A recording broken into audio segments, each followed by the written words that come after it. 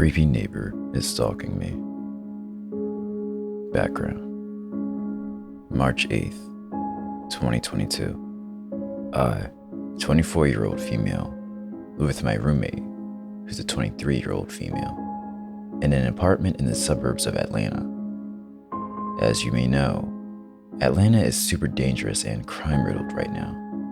So we have a Ring peephole camera, which is perfect for apartments, and a digital lock on our door for safety. Now, onto the story. About 3 months ago, this sweet family from across the hall moved out and we got a new neighbor. His name is David, and let's just say he's interesting. When we first saw him moving in, we were a bit taken aback by the sheer amount of stuff he was trying to fit in his one-bedroom apartment. All of it was anime merch and Star Wars memorabilia.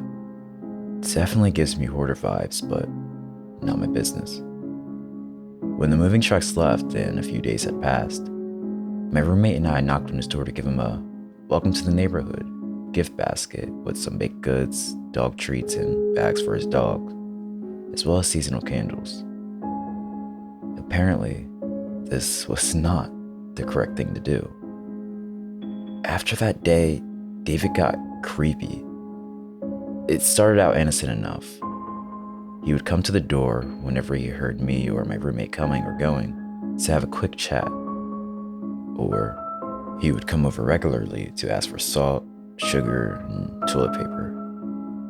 Sometimes he would ask if we could come over and watch his dog, but within the past 2 weeks, things have really escalated. 2 weekends ago, we were out pretty late partying at the bars near the Brave Stadium. We ended up getting home around 3 a.m., only to find David sitting at the top of the stairs, waiting for us. He acted all upset, asked us where we had been, and requested that we tell him if we were planning to be out past midnight. I laughed in his face, and he called me a mindless Stacy. He also asked for access to our Ring camera, so he could make sure we were safe. We laughed at him again and went into our apartment. Here's the scary part. We checked the Ring the next morning, and he sat outside his apartment, staring at our door for the rest of that night.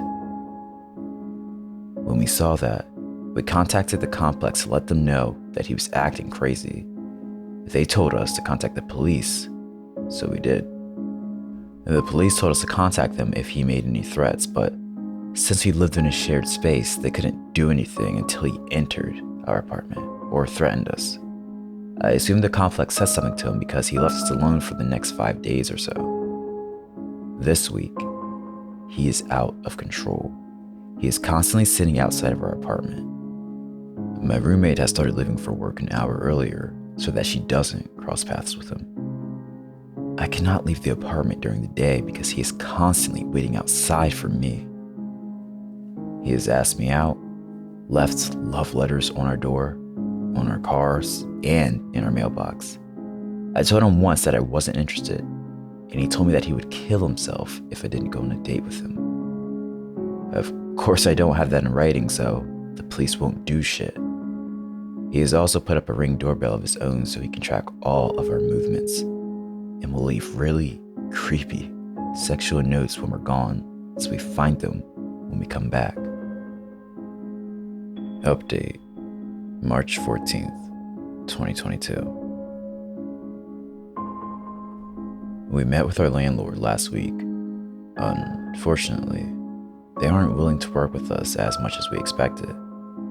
They will not remove him from his unit, and since we don't want to spend a ton of money to leave, we asked if we could move units within the complex.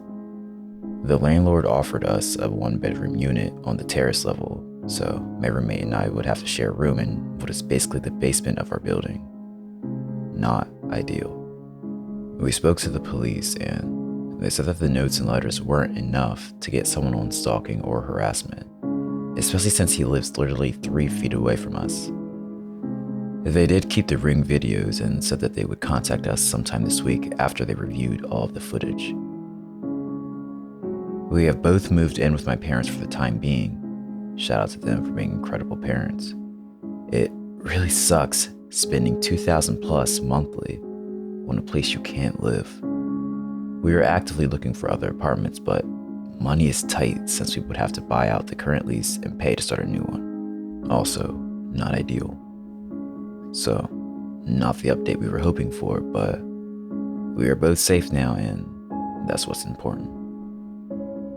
Update, March 18th, 2022. We broke the lease, and we're moving far away.